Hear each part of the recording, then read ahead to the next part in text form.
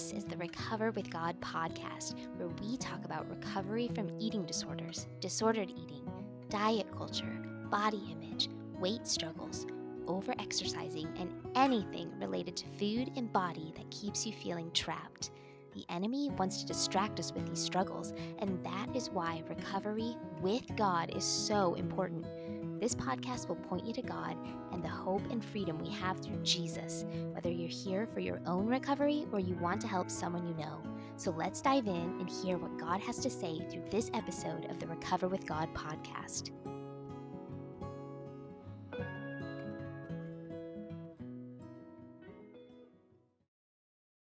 Hi there, I'm Jayme, host of the Recover with God podcast.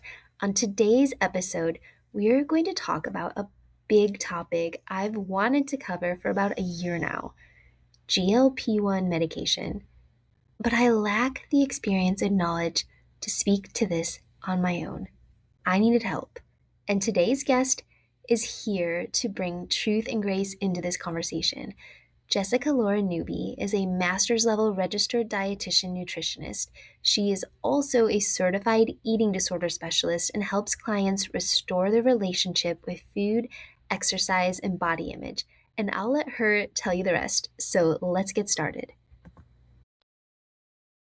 Hi, Jessica-Lauren. I'm so glad we're having this conversation. I feel like you and I've talked about some of these topics we're going to hit on a while ago. And so just having the chance to actually share this for the listeners as well is just so exciting. I've been praying over it. So glad you're here.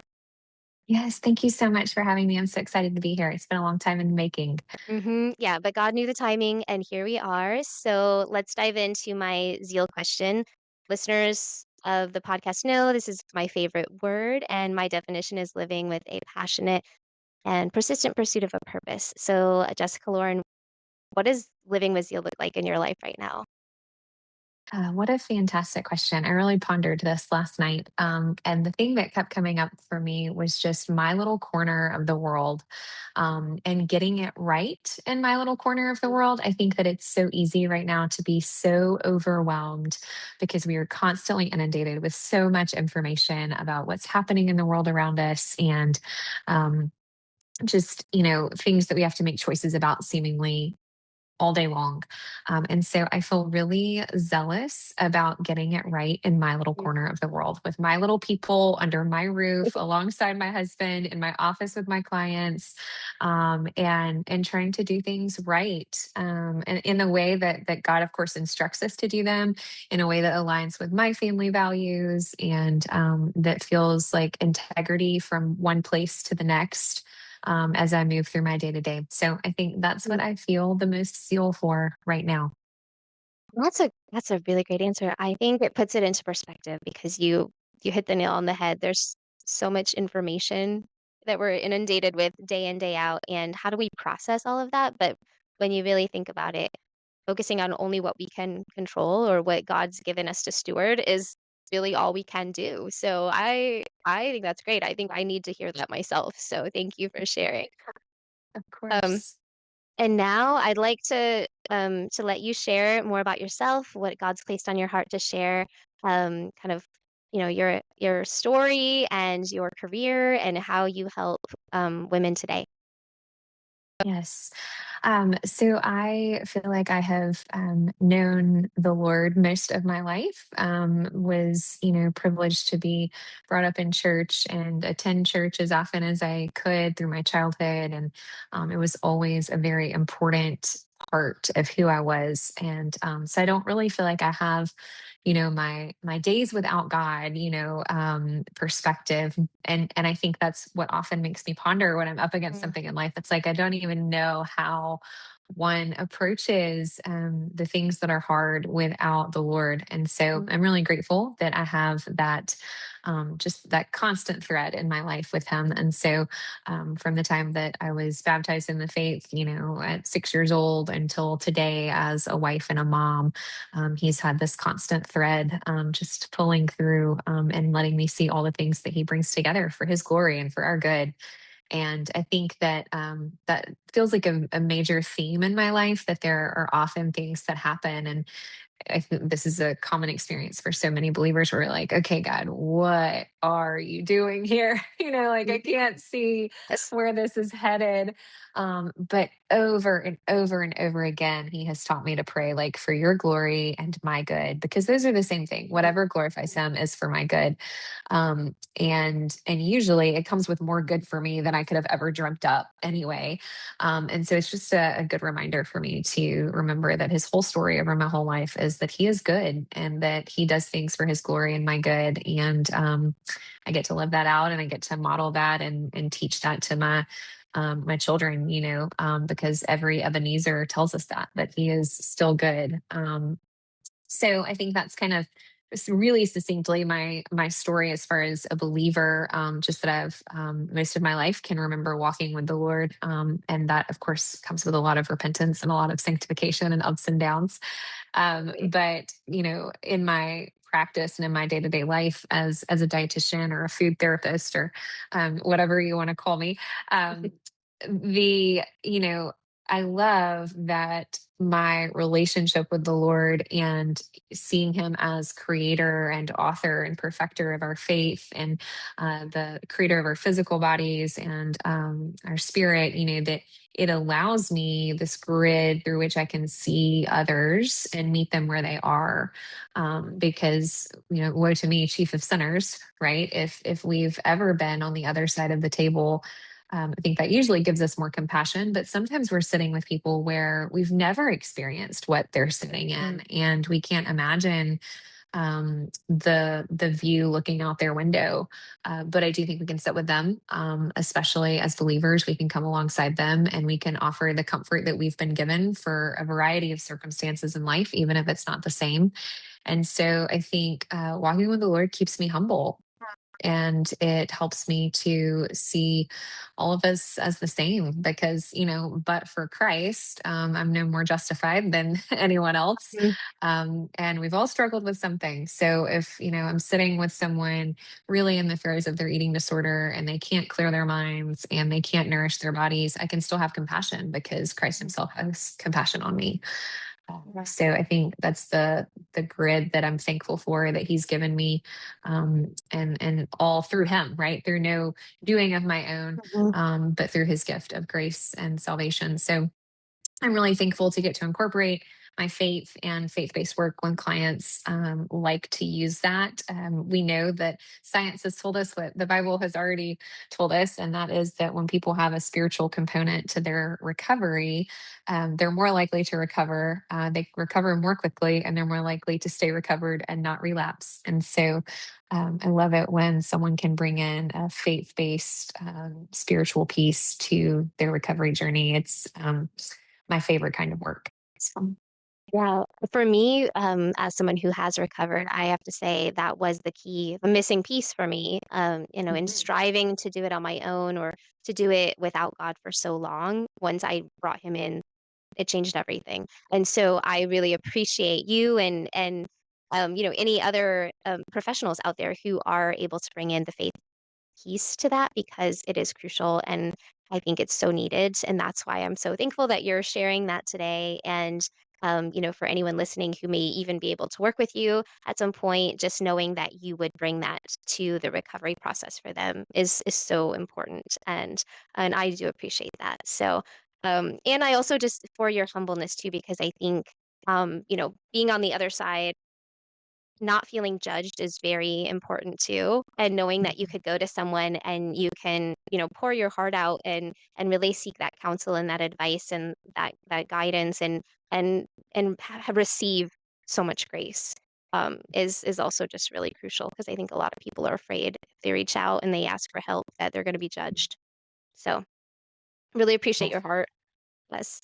Yeah. Um, and Well, now I want to dive into a big topic that I've really been wanting to discuss on the podcast for a while. And I know that this is something you're passionate about as well and able to speak to from a level that I'm not. And that's one thing that's important to me as this podcast host is I may bring topics on the podcast that are really important and relevant, but if I can't personally speak to them or I don't have the professional ability to speak to them, I wanna talk to someone who can. So we're gonna talk about GLP-1s. And so I don't know if you're listening now, and maybe you don't know what that is. Maybe you've never heard this term before, or maybe you do. And so I just want to start by asking Jessica-Lauren if you could just describe what a GLP-1 medication is to just get us all on the same page first before we go any further.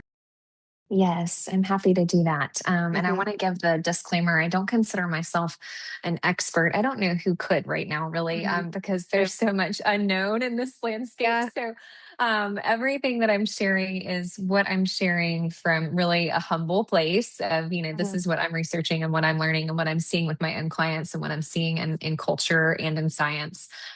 So the GLP-1, I actually think it's kind of funny.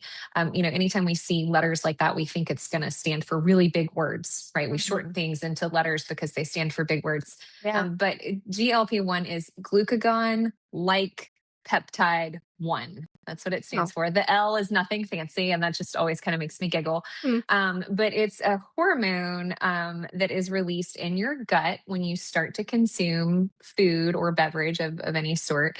And it signals to the pancreas and the brain like food is coming in, we're getting ready to do some work, right? So we're going to Okay. release enzymes, for digestion. We're going to increase bile acid. We're going to, there's all these things. It's like a domino effect that's going to happen from that. And so GLP-1 is part of that sequence. And then you have GLP-1 receptor agonists, which is what GLP medical therapy is. So whether that, Okay. is Wegovy or Ozempic or any, Mm. there's so many of them now. I feel like I can't even Yes. keep up with all of that. Same, same. But bare bones, that is the definition of it. Hmm. Okay, thank you so much. I feel like I'm gonna be learning here too, and so I appreciate that. And I did hear, you can correct me if I'm wrong, but I did hear that it was originally created for people with diabetes, yet now it seems to be prescribed as a weight loss drug. Is that true? Yes, that is true. And I think that's where we are just being inundated with it, right? Because it used to be for a specific medical diagnosis with Hmm. honestly, when dosed correctly with good life behavior change supports, it had some really great outcomes for people with type 2 diabetes. And Okay. then, we've seen a shift there and for how it's being or how it's being prescribed. Yeah, absolutely. I've definitely seen that a lot with celebrities, influencers, people in just everyday life. I hear, more and more that people are taking a GLP-1. And now I've even seen that one of the companies, I can't remember which one, has it in pill form, not a shot form. And so it That's just right. seems very accessible to people at this time. And even I saw there were several Super Bowl commercials this past week since we're filming right after the Super Bowl, and that was advertised as well with celebrities and with really well known names. So how do you see this clearly it's a trend. How do you see it impacting the development of eating disorders or disordered eating, just body image struggles, dieting, all of the above? Yeah, great question.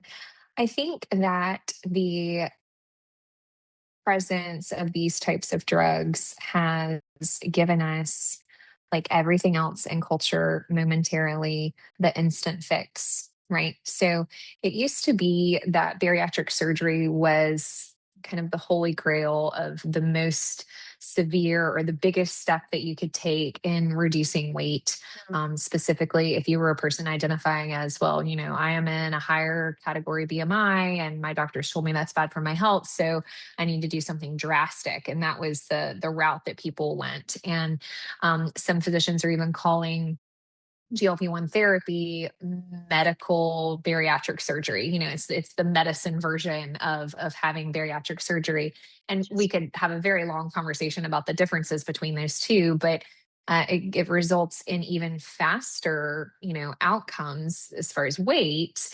And we live in a culture that runs on the adrenaline of fast results. And so, we're in the TikTok culture and the instant gratification Mm. and what's going to get me to the result or the outcome that I want the fastest.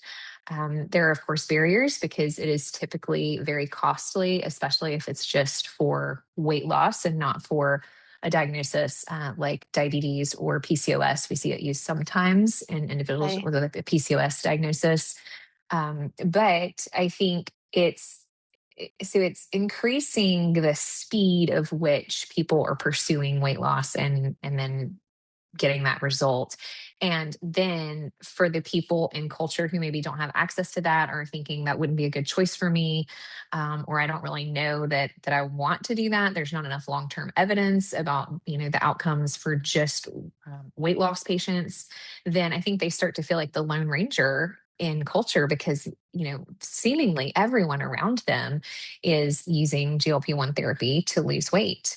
And there doesn't seem to be, I will not speak, in general across the board, but I will say that we are lacking protocols for how to use it well and use it Mm. ethically when it comes to people pursuing weight loss and how to protect them from going too far. We know that there have been people who have suffered medical harm because those have continued to be prescribed beyond a weight that would be deemed appropriate or Oh. healthy, and that people can get into some really sickly places because it wasn't managed well. And so I think there's a lot that needs to be done from a regulatory arm. There's a lot that needs to be done from an education arm as far as public health is concerned. But when we look at the eating disorder influence, it's like you have people who are already primed because we know eating disorders are psychological and genetic, and they're already primed for developing an eating disorder. And then now we are in a culture that has decided this is absolutely worth it. I don't care if it causes stomach paralysis. I don't care if it, I know the long term effects. Mm-hmm. I don't care because that being thin is worth all of those things to me. And I Mm-hmm. think it has just compounded the struggle for people who were already predisposed to developing an eating disorder.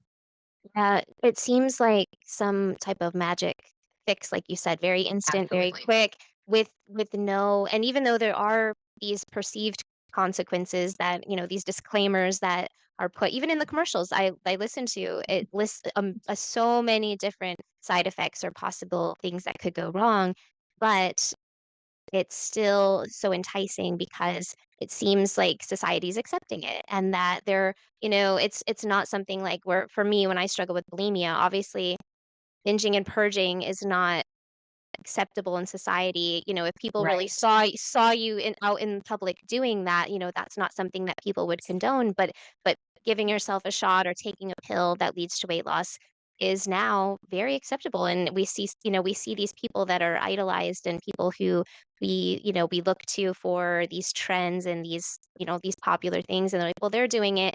It's justifiable now. And I think to me that's where I see a lot of dangers, but I didn't have sort of the research behind it to kind of speak to that. So Mhm. I really appreciate your insight and kind of your attention to even digging deeper into learning more about it Mhm. because um to me, yeah, it seems like it came on the scene so suddenly. And where is the long-term research? Where is the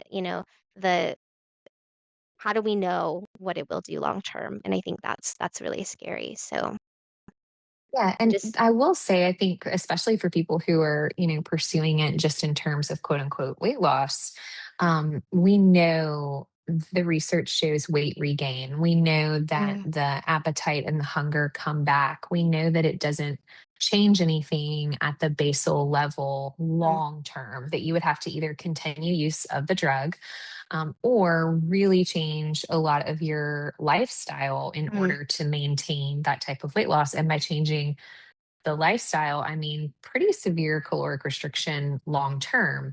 And so then we've really just slipped into an eating disorder behavior that's now being pedestaled and encouraged, and therefore maintained in society as something very appropriate and good Yeah, for many people as they would see it. exactly, exactly. And just, not really thinking about that long-term health because, we all know like well, you could speak to it better than I can with like your metabolism, your muscles, bone mass density, all those things. Yes. So as a dietitian, if a patient came to you and they were either considering a GLP-1 or they were debating that, what would you say to them? Yeah, yeah. Great question. So, I have the privilege of working with a handful of clients who are utilizing GLP-1 therapy. Some of those individuals have been diagnosed with type 2 diabetes or PCOS. Okay. And we are navigating through that lens, their dosage. I have one, who is very intentional about wanting to heal her relationship with food while also having type 2 diabetes and utilizing GLP-1 therapy. And she's doing profound work. And so I want to Mm, acknowledge that because I think, if someone has started GLP-1 therapy and then they're thinking, oh, this means that I can't also heal my relationship with food or I can't try a different approach in the future. It doesn't mean that. I don't think that mm, excludes you. I think in fact it can open up some doors, but I think every person is a different person and that's worth considering. So if someone came to me in my office and said, okay, I'm thinking about taking a GLP-1 drug, what would you say to that? And my first response would be, I have lots of questions. And I would ask them a lot of questions about their history and their relationship with food and body. I would want to know about traumas experienced. I would want to know about addiction in their family because we know that there are certain people, first and foremost, and this isn't even me taking a stance on like I'm pro GLP-1 therapy or I'm anti. It's like we just know bare bones that there are people who respond better to GLP-1 mm, therapy than okay. others. And there are genetic variants Yeah. there. We know some of those things that I just named play a big role in how Yeah. someone responds to that type of therapy. And so I would want to ask so many questions. Mm, And I don't know that those questions are being asked adequately in offices where GLP-1 therapy is being prescribed readily. And mm, so I think something that I would love to see in the future is more advocacy there for providers to do maybe more eating disorder history assessment and to really dig into some of those other things. Um, as how things cross over and what yeah. would work best for this patient, and that's all from a very neutral stance. That's me being very open-handed as a clinician and saying, this isn't me saying I'm for it or against it, but it is me wanting you to be a very informed consumer. Mm, I think knowledge is power, and I yeah. don't like to use scare tactics to deter someone or even push someone towards something. But it would make me ask a lot of questions. Mm, And I would want that person to really figure out, like, what is my goal in mm, utilizing this medication? We know that for individuals who are diabetic utilizing it, that they have better blood sugar control. There is obviously some weight loss that happens usually, but for type 2 diabetics, the goal is really better insulin usage and glucose control in the body. yeah. Yeah. For a weight loss patient, the primary goal is weight loss. And then when they remove the drug, the weight comes back. So, what are Mm, we trying to accomplish with it other than short term weight loss? That would be a big question I would have okay. because we have the science that tells us plenty of research studies that show that weight cycling, so losing the weight and then regaining it, losing the weight and then regaining it, is more harmful to our metabolic health and our longevity than just living at a slightly higher body weight long term. Okay. So, if our primary goal is just short term weight loss, I have questions about, well, what are your thoughts? Think, when we kind of draw that out and Yeah. say, okay, so are we going to continue to cycle through? Are you going to use it, for a year, every 2 years? What is the long term, tax on your body? We know that a lot of the research we have, especially in weight loss patients, maxes out at 2 years. So we don't Okay. have better long term data to tell Yeah. us what's going to happen to their gut motility and their gut microbiome and their bone density and their nutrition Mhm. deficiencies. Because if we are eating significantly less because our gut motility has slowed down and we feel nauseous and we don't have hunger cues and so on and so forth, then we run a high risk, especially without good support and observation of micronutrient deficiencies.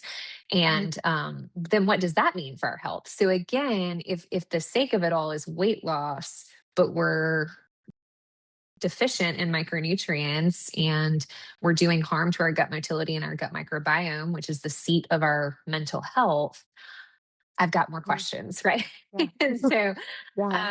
it's not an easy yes or no. And I think there are many people who are being told right now that this type of medication will quiet the food noise and you'll be in control of Wow. your food choices and you'll feel so much better. And I am not going to deny that. That's not my lived experience. I haven't needed a GLP-1. I haven't been on a GLP-1. So I'm not going to say that that is or is not true. But again, what I would propose is okay, so if you are pretty chronically nauseated, if you are chronically full feeling, if you never really have a hunger cue, Mm, what have we actually healed? Because I mean, that kind of sounds like you just had the stomach bug and you don't want to eat, right? And so right. I don't know that we're healing the relationship with food Mm, by just making you feel sick all the time or cutting off your hunger cues so that you don't really ever eat. There's got to be some gray space in between that. And I do think and want to believe that there might be a use for GLP-1s in very low doses for very short periods of time for people who feel like they maybe have more of an addictive response to food, who mm, struggle with binging specifically. yeah. I think we have to be incredibly cautious in any other eating disorder population because it's going to amplify restriction. It's going to Mm, amplify nausea and the potential for vomiting. I've had users on GLP-1s come off of them because they said, I hate feeling nauseated and I hate throwing wow. up and I do not want to be on this medication because that's all I feel. It's not helping with anything else. I just feel bad all the time. And Oh. so I think it's important for us to remember that yes, it could have a usage, but that might be a very short term use and it would need Mm, to be really carefully monitored. And we would want all of the, nutrition and dietary support and the psychological support to be able to move through that so that it accomplishes, quote unquote, the food noise silencing. And we can do some work at that basal level and then come off of it and not need it forever or not experience the major weight cycling that we know is harmful. yeah, yeah. I think just your approach to encouraging introspection, encouraging really looking at the full spectrum of what someone would be agreeing to, right? Or putting their body through is important when you make any big life decision like that. I think sometimes it's so easy to go in your kitchen, pop a Tylenol if you have a headache, and this is a little more involved than that. I mean, not to say like you shouldn't look at any medication you're taking and make sure it's Right. it's right for you or make sure it's not interacting with something else you're taking, but at the end of the day, this is really something that impacts your lifelong health or could impact your lifelong health. So just for making a decision, approaching it with, like, this lens of curiosity and this lens of, like, "Is this right for me?" Instead of just assuming that it is or just diving right in without really knowing what you're getting yourself into. I really appreciate that approach. I think that's just so wise, and it goes back to your statement at the beginning about not judging, wanting to make sure that you're approaching each person with the unique needs that they might have, and I think that's just really good advice for anyone listening right now who might be considering that, even if they're not working with you. So on a similar note, if someone is already on a GLP-1, they might be listening now and they're like, wow, I'm already taking this. I'm hearing a lot of things maybe I didn't consider before I started. What would you say to that person? Yeah. So when I'm going to use something that I use in a different arm of recovery, oftentimes when someone is trying to step back into exercise and find joyful movement and restore their Mhm. relationship with that, that will maybe have been really rooted in their eating disorder or their chronic dieting and their Yeah. weight control in the past. And so they feel scared because they're doing well in recovery, but they want to come back to movement, but they don't know what that's going to look like. And I'll say, hey, you have permission to start and permission to stop. Mm, So you could tie on your, tennis shoes and go out for a walk because you really think that you're grounded and you're in a very pro recovery place and you're not utilizing movement as a means of weight control. You're not using it to punish yourself or earn a snack later. You just want to go for a walk. And if you get out on that walk and you're noticing the birds and the sunshine and you're listening to your favorite song and life is good, hallelujah, right? Like we can Yeah. enjoy that. But if we get 10 minutes into that walk and you feel bad because you kind of already thought you had a cold coming on, or all you can think about is, I wonder how many loops I need to make to burn off the candy bar that I finally let myself have earlier. And the thoughts are Mhm. really outweighing the peace and the joy in the movement, then you have permission to stop.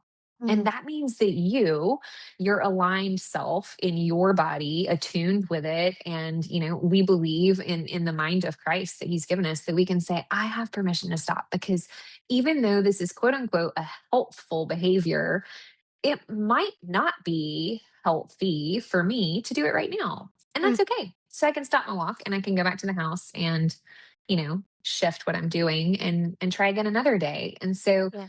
I think, though exercise and, GLP-1 therapy is not exactly the same, I think it's No. an important um, line to think through. Okay, it's like, well, I gave myself permission to start this, and I can also give myself permission to stop.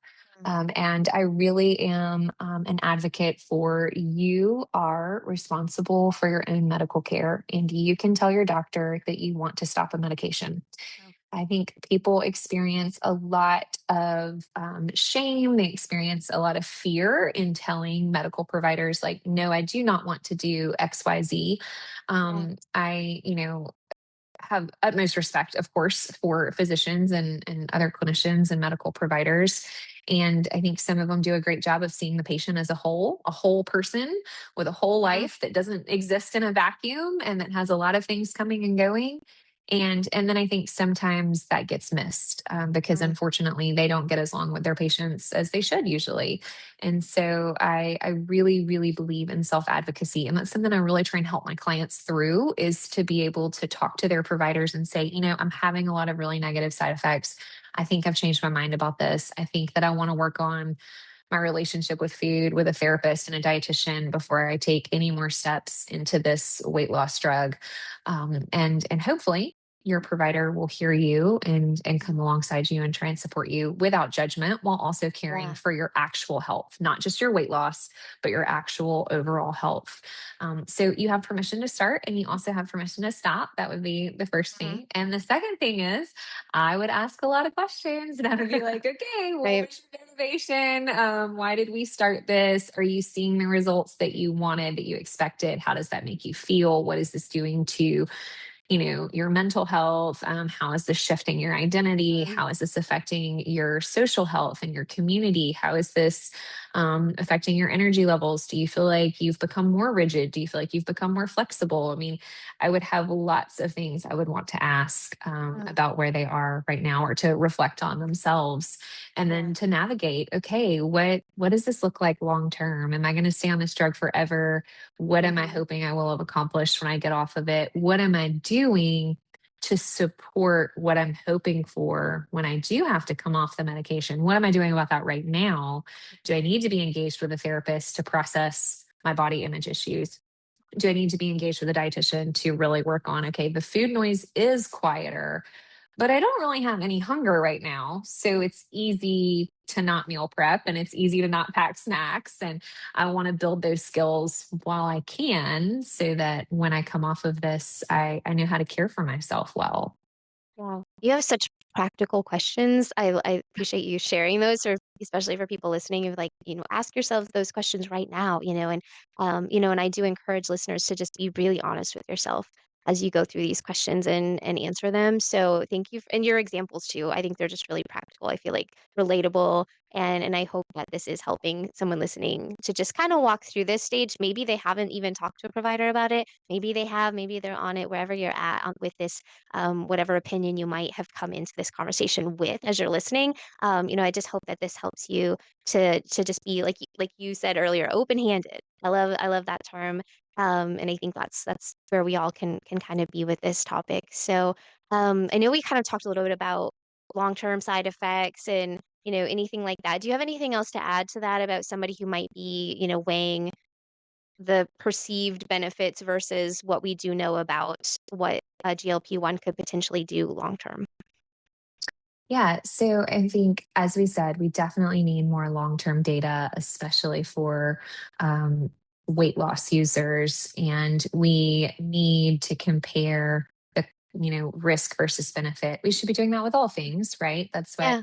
just the way I started our conversation about my little corner of the world and doing it right. And there are certain things that maybe I feel zealous about. Mhm. Well, I want to provide this type of food for my children, but then I also want to model flexibility, and I Mhm. want to empower them to make their own food decisions. And so it's this constant kind of shuffling of those kinds of, well, what's the risk and what's the benefit of Yeah. what we're providing or what we're walking ourselves through. And so when I think about long term, I have lots of questions about, what is it doing to our gut motility? What is it doing to our gut microbiome? We know that our gut microbiome, well, we actually know very little about the gut microbiome in comparison to what we hope to one day know. But Mm. what we know so Yeah. far is, it really is the seat of our immune health and our mental health. And so some studies are showing that there are some beneficial changes in the gut microbiome, but that's short term, right? That's not long term because we lack that data. Yeah. And so then I wonder, well, what is the cost of that long term? Mm. And then what does that do, like we mentioned earlier, with micronutrient deficiencies? We know that in short term use, we have seen some benefits for women, around ovulation, fertility, Mm. reproductive health. But again, it's short term, and then they're conceiving and they're pregnant, and then it's not recommended for use in pregnancy or in lactation. And Okay. you will find prescribers who will prescribe it. But it just brings up more questions, right? So it's like, if I'm willing to Mhm. use it right now, what is the cost if I stay on it? But also, what's going to be the cost in the seasons of life where I cannot utilize this medication? And Mm. that's a conversation worth having, even around mental health medications. There are certain mental health medications that are more difficult to come off of once you've been on them. And so a Mm. question that a intelligent, well-informed provider would ask would be, are you done with your childbearing years? Are you, Mm. because this would be a medication that's contraindicated for pregnancy and lactation. And so therefore, we need to be cognizant of that if you want to continue with your reproductive health in that way, then we would need to be aware that this mental health medication might be difficult to come off of. We should be having that same conversation around GLP-1s. And again, that doesn't Yeah. mean they can't be used maybe beneficially for some people, but they might also, I think, actually make the problem worse, because you have women who are drastically losing a lot of weight and then potentially entering pregnancy with nutritional deficiencies. You've got to grow a human, and then Yeah. you may choose to continue to nourish that human after birth with lactation. And the depletion on the body for a woman, praise God, we get to participate in creation in that way. But Yeah. they say it's Beautiful. the equivalent of running a marathon every Oh day for gosh. 10 months. So I never it's thought about it that real. way. Wow. It's like a Yeah. real depletion. So, Yeah. Well, that actually segues really well into the next episode of the podcast. Spoiler alert. Jessica Lauren will be back and we'll be talking about pregnancy and eating disorders. So before we end this conversation, Jessica Lauren, how can someone listening connect with you if they're really interested in potentially working with you as a dietitian or food therapist? yes. Yes, that's what my clients affectionately call me. So I have taken on that name with love. Love that. You can find me on socials at With Milk and Honey. That is, of course, direct from scripture that God promised He would bring them into a land that was flowing with milk and honey. So I love that visual.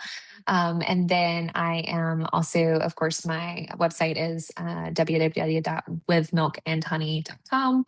And you can find me via email, info@withmilkandhoney.com as well. So pretty straightforward. I love to connect with people on socials, even if you just want to give me a follow and see what I share. I don't create a lot of original content right now because I've got a house full with my husband and 5 kiddos, but Wow. I share a lot of things that resonate with me and that align with my practice philosophy. And I really enjoy connecting with clients and people in recovery there. Mm. Well, I love the name With Milk and Honey. I'm actually reading the book of Exodus right now, so it feels very relevant. Yes, I could yes. definitely relate. So, yeah, I appreciate that. And then, does your website also include some resources or some other, things that might be helpful?